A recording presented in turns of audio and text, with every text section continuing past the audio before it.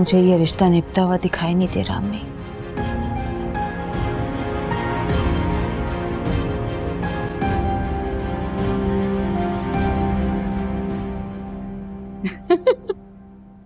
ये कोई हंसने की बात नहीं तायरा। हंस रही हूँ कि मेरा तो मसला ही हल हो गया। आप यकीन जाने अब जो भी होगा ना बहुत अच्छा होगा। तलाक कोई मजाक नहीं है जिस पे तुम इस तरह हंस रही हो। आप तो ऐसे बात कर रहे हैं जैसे मैं शैतान हूँ या फिर मैंने उसे वर्गलाया हो।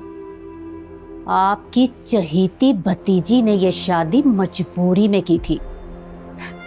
वो तो शुरू से ही किसी और के चक्करों में थी। मैं तो कहती हूँ दफा करे इस लड़की को।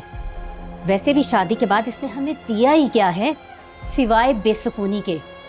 और तो और मेरे इकलौते बच्चे को भी मुझसे दूर कर दिया इसने। आप अपने दिल से पूछिए, क्या मेरी कही हुई एक भी बात झूठी है? लेकिन मैं अपनी नस्ल को किसी और के घर पलने नहीं दूंगा। हमें क्या पता कि हमारी औलाद है भी या नहीं। वैसे भी मुझे नहीं लगता कि ये लड़की इतनी बड़ी जिम्मेदारी उठाने के लिए तैयार है। किसी दिन बच्चे को हाथ से पकड़ के आपके हवाले कर जाएगी। ऐसा है तो हमारे बेटे के लिए ना लड़कियों की कोई कमी नहीं है और औलाद भी हो जाएगी।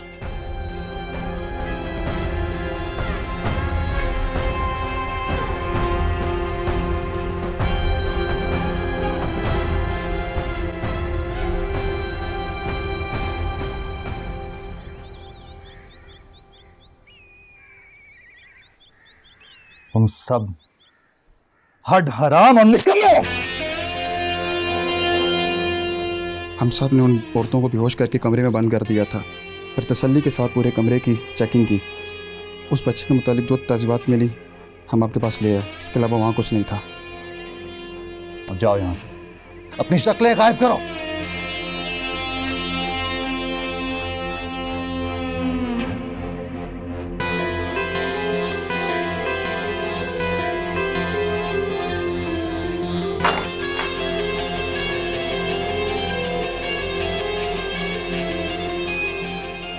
कुछ और रास्ता निकालना पड़ेगा।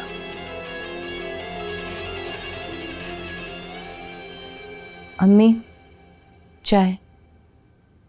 तुमने खुद भी कुछ खाया या मेरी खिदमत करे जा रही हो? मुझे तो बिल्कुल भूख नहीं है। आपके सर का दर्द कैसा है? नहीं, कमबख्तों ने क्या सूंघा के बेहोश किया। मेरा सर तो अभी तक घूम रहा है। तुम्हारे चचा कह रहे थे कि पुलिस में रिपोर्ट करवा देते हैं। मैंने कहा नहीं, पुलिस के चक्कर में नहीं पड़ना। तुम ये बताओ, अरसल से बात हुई? उसे बताया? कोई बात नहीं हुई अम्मी। अरसल को तो जैसे हमारी कोई परवाह ही नहीं है। नहीं बेटा, ऐसा नहीं है। देख लेना, वो एक दिन जरूर वापस आएगा। हालात फिर से ठीक हो जाएंगे। मुझे नहीं लगता। अब शायद कुछ भी ठीक ना हो। ना ना, मायूसी गुनाह है। तुम ऐसा सोचोगी तो इस घर का क्या होगा? और वो कमबख्त तुर्रे शहवार, सोचती हूँ तो मेरा खून खौलने लग जाता है। इस उम्र में मेरे मुंह पर कालक मलने वाली है। अब सोचना ही है कि इस कालक को अपने चेहरे से साफ कैसे किया जाए। इस गंदगी से ना हम उसे पहले बचा सके थे और ना ही अब। तुम कुछ करो ना, उसे समझाओ। मेरा तो अपना दिल इतना जख्मी है, मैं किसी की कोई मदद नहीं कर सकती।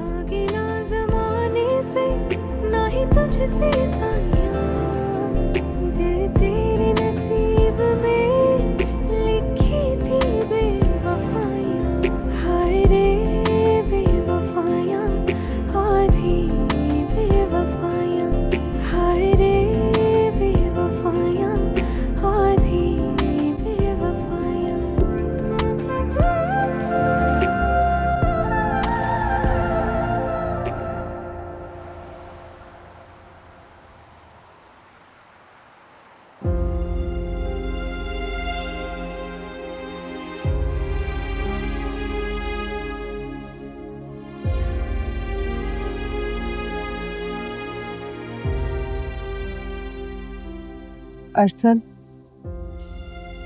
शक्ल देखो अपनी, इतना सा मुंह निकला है अरसन। भूखे रहने से कोई मसला हल नहीं होता। हमारे अंदर जितना भी गुस्सा भरा है, बात करके उसको निकालो। और अगर इस मसले को हल करना चाहते हो, मेरी मानो तो मैं उसके बगैर जिंदगी जीने का तस्वुर भी नहीं कर सकता। कितने प्यार से, कितने अरमानों से मैंने अपनी दुनिया बनाई थी। राबिया, मुझे उस पर गुस्सा नहीं है, मुझे तो बस गम है, दुख है, तकलीफ है कि आखिर उसने मुझसे इतना बड़ा झूठ बोला कैसे। अरसल दिख रहे हैं।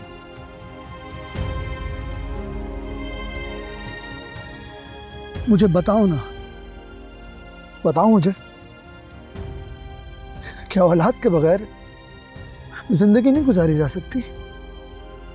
नहीं, मुझे बताओ राबिया, क्या औलाद के बगैर जिंदगी खत्म हो जाती है? इतनी हकीर है हमारी सांसें।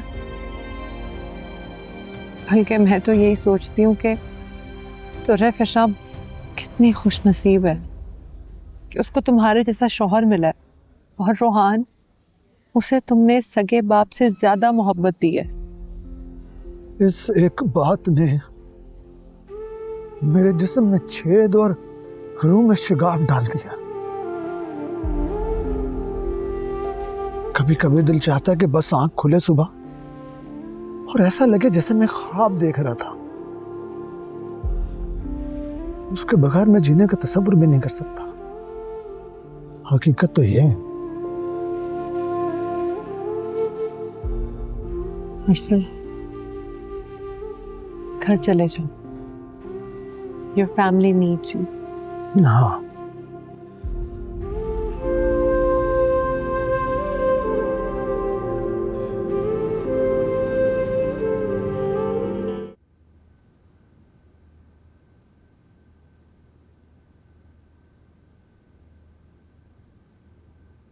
खाना क्यों नहीं खा रहे हो? मम्मी दिल नहीं है। नीचे वो अपनी जिंदगी एंजॉय कर रही है, बाजार से बर्गर पिज्जे मंगवाए जा रहे हैं, और तुम यहाँ मुंह फुलाए बैठे हो। तो और क्या करूँगी? डांस करूँ, नाचूं, गाऊं? चुपचाप खाना खाओ, बस यही काफी है। मैंने आपको कहा है ना, मेरा दिल नहीं है। क्यों दिल नहीं है? अब्बू, मैंने आपको कहा ना, मेरा दिल नहीं है, मेरी तबीयत ठीक नहीं है, मैं आराम करना चाहता हूँ। तुम्हारी तबीयत खराब नहीं है, तुम्हारा दिमाग खराब है। पता है और क्या खराब है? हमारी किस्मत खराब है जो उस डाइन को ब्याह के लाए हैं, और उससे भी ज्यादा हमारा नसीब खराब है जो हमारा बेटा ऐसी लड़की के पास वापस जाना चाह रहा है जो उसको मुंह ही नहीं लगा रही।